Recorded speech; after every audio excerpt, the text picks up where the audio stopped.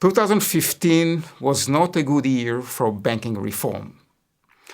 First, banks managed to convince Congress to repeal part of the Dodd-Frank Wall Street Protection Act, so banks can continue to hold collateral loan obligations and other derivatives that partly caused the 2008 financial crisis.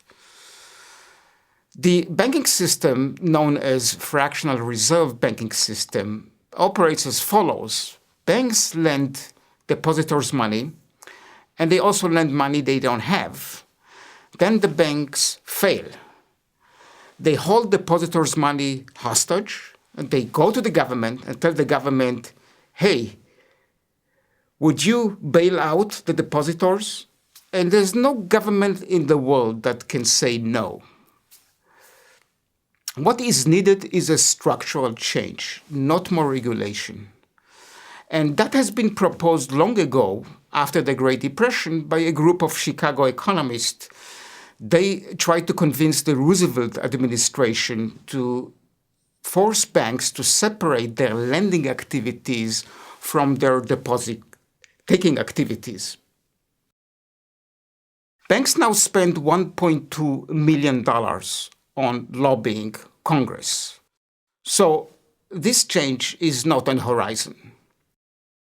But there is something on the horizon, which are non-bank companies that provide bank-like services. We call them FinTech for financial technology. They use the internet to provide two types of service: payment service and lending services.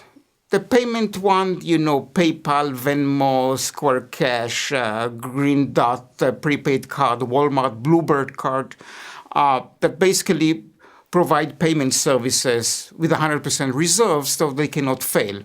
And then we have, on the lending side, Lending Club, Common Bond, and Prosper that provide peer-to-peer lending.